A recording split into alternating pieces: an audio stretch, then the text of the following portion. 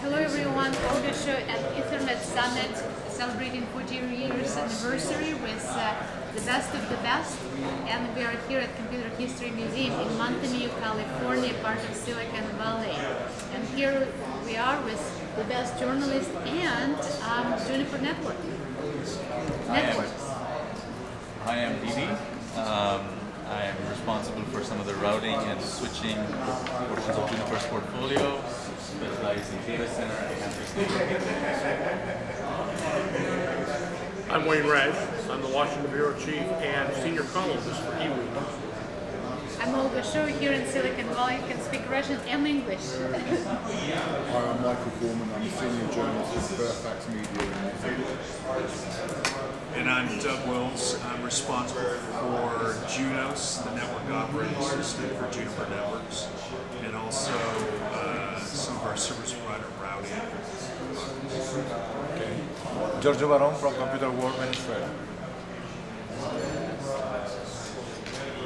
All right, so listen, Juniper spoke at 4 different sessions, spent a lot of time talking about internet, data center, So now you've come to talk to us about Token Ring for a change? leave that to Dan Pitt. But anyway, we'll just treat this session as a Q&A. Anything you would like to talk about, what you heard, or maybe didn't hear. DD, for example, has certain views about what SCN can deliver for customers and frankly what it cannot, so we can sort of go into that. And it's really up to you. Can you tell us a bit about Junos?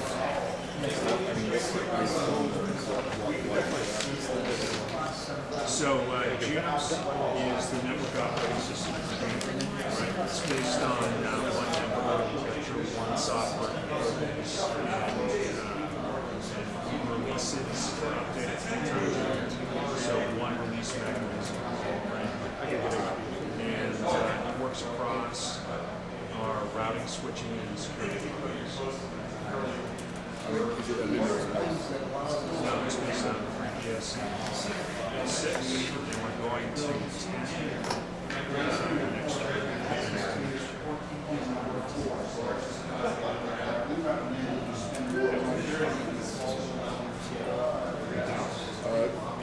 Do you support that sort of SDN open standards?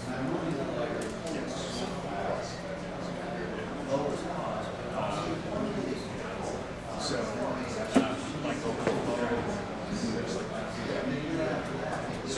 that's one of the things we talk about. SDN is not just about open flows. It's can support a lot of different protocols.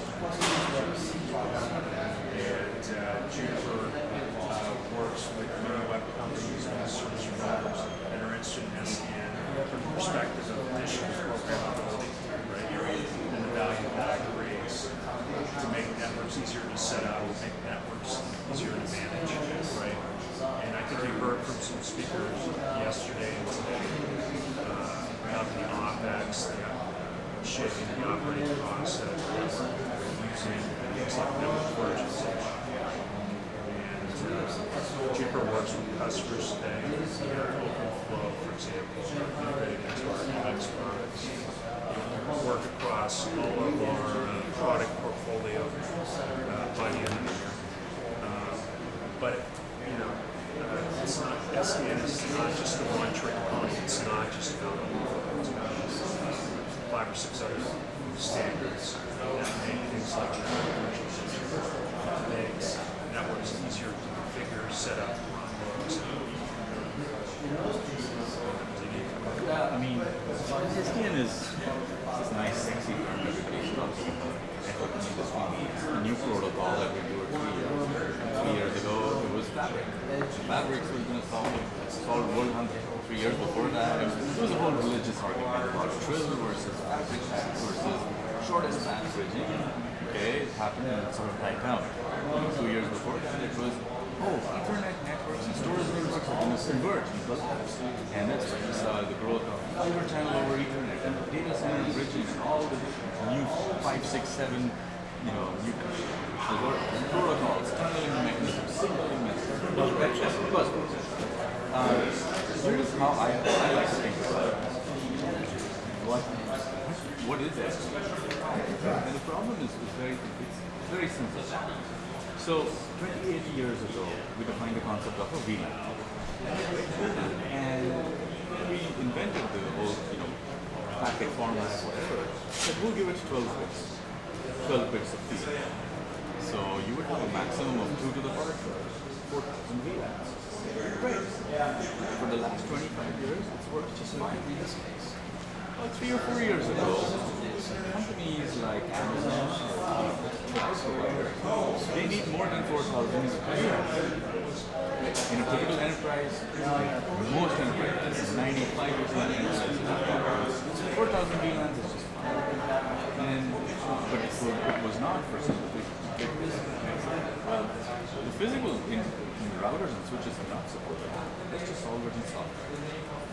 So, okay, we'll increase the number of VLANs to containers and then start giving it a name.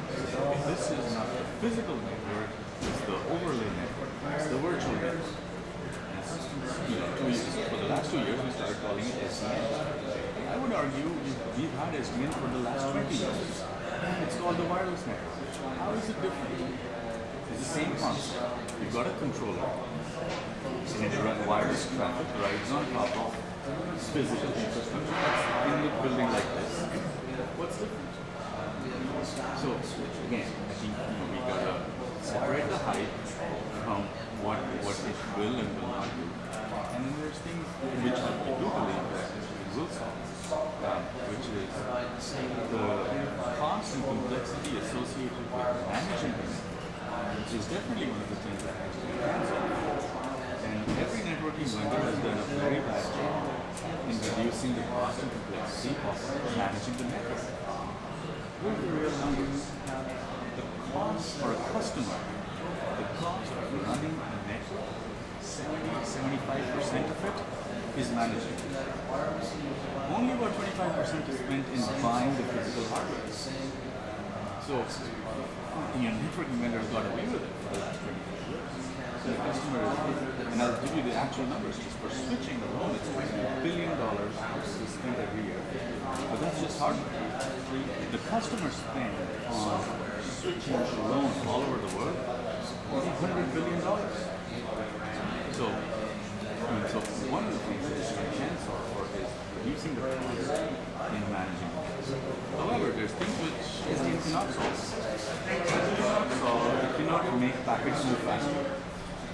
It cannot reduce the size of a physical switch or a router from something that needs so much size. It's going to stay the same. SDN is not going to cause it to go back. It's not going to help save power, space, cooling. Data centers, which are very, very important. So one of the things we guys are doing, since it's such an early stage, we cannot want everybody to just get into the razzle dazzle of SDN. We're going into one of our customers. Look, this is a few things that SDN can do for you. These are a few things. Do not believe anybody. These are things which SDN cannot solve. Now, SDN, is it an abbreviation of some words? Software-defined networks. This is only the 11th time. You have to have an acronym.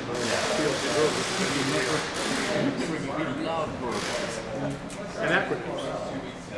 Yes, you have to have acronyms, because otherwise, what would you use to put into your acronym? Right, same in biology, but then some of the acronyms could be the same, or you have too many acronyms. And it's like, okay, I don't know which of that. So SDN is an acronym for something that may or may not actually be important. Yep. But if you have an acronym, people think it's important. Am I right? Absolutely. What was your impression? Hearing so many people define SDN in 50 different words. Do you think it's here? Well, you have to understand, I've been covering networks since the web. Just like I tell people I've been covering computers since binary was invented. I tend to look at anything with an acronym with a certain amount of distrust. I think I remember you. So I worked for Microsoft. I think I remember you. Microsoft, Windows NT. Yeah, I met with you probably. in Washington, D.C. Was this one of the ones who came down and we had dinner at the Old Anglers Inn? Might have been more of the National Press Club. Oh yeah, Did you there? yeah, maybe so. Yeah. Yeah. And when did you leave Microsoft?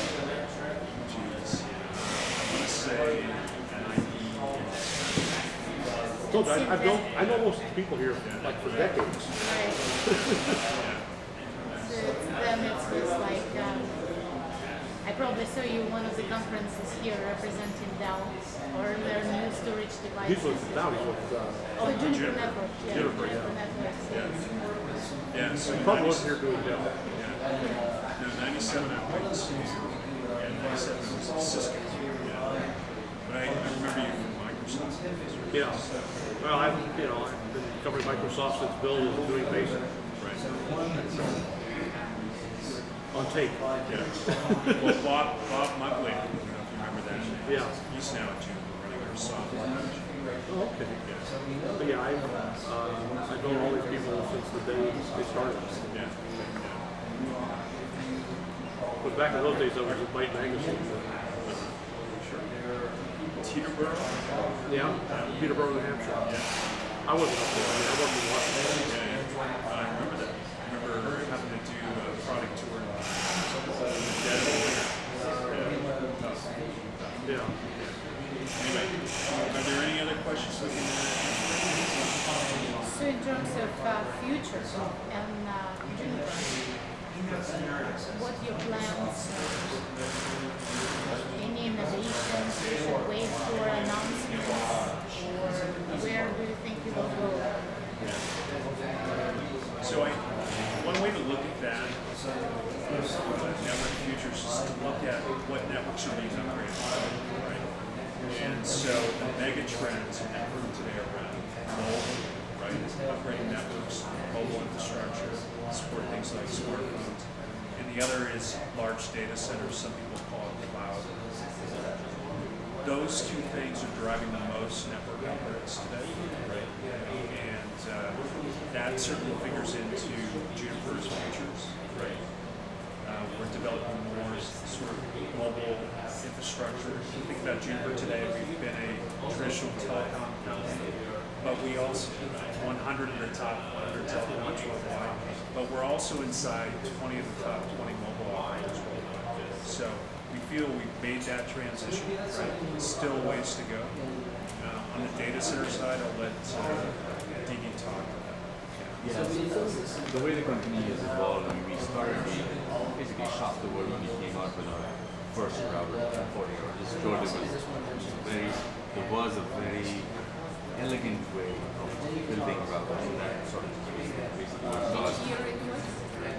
it was 80s, 90s, around the 90s. So it was around that time that we said there was some very fundamental things. I won't get into the technical. So from there we grew a lot in mostly provider environments. And then around 2005 we made a big acquisition, which was not only our entry into security, but that was also our entry into enterprise. So since then we've done really well in security. And then the founders of the company thought really long about whether we should buy a switching vendor, because that was clearly the next step. But routing, but security, switching, should we buy or build, buy or build? And we decided to build for some very specific reasons, which goes back to how we saw data centers were going to be built 5 years, 10 years on. And why we see so many other vendors rewriting some protocols. And that's fine, maybe. We got a right protocol that network company. You are not seeing a transformational breakthrough when it came to building or switching infrastructure, whether it's for campus, land environments, or for data centers. So we decided to build it all in-house, spent hundreds of millions of dollars, but we got the return within 18 months. And we went from number 13 as the Ethernet switcher vendor to number 2 in 18 months. We grew faster than the first 18 months, actually, the first 3 years of any other networking vendor, Cisco, HP, Intel. Nobody grew so fast in the first 3 years. Anyway, so that's behind us now.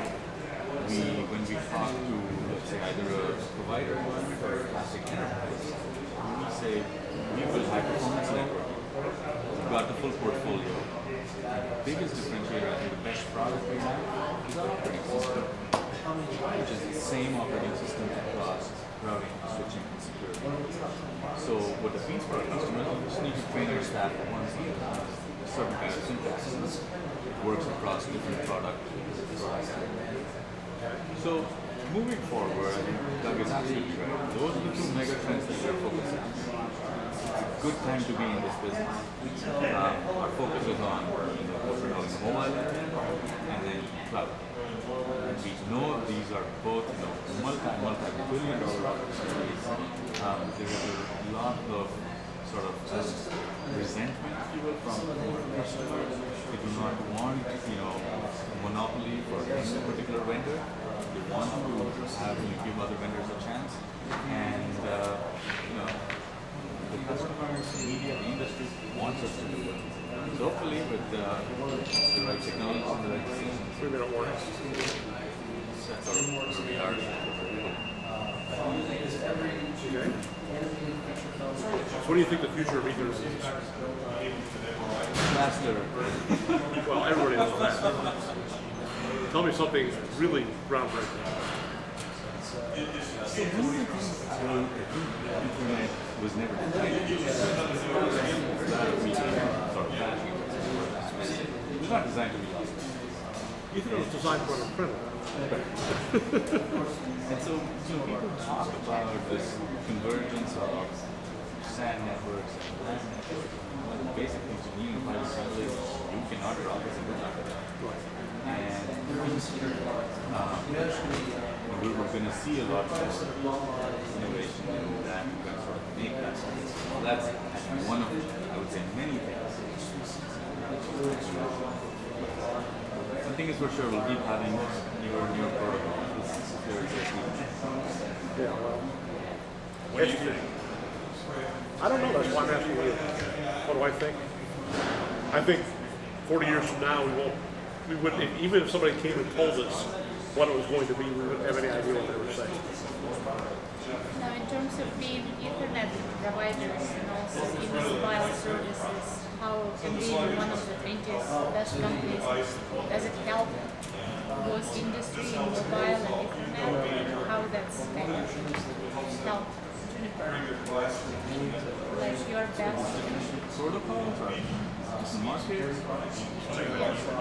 Yeah, Ethernet, and you're also one of the best 20th company, like 20 companies, one of the best 20th companies in mobile services. Does it help you to switch to mobile services? Or?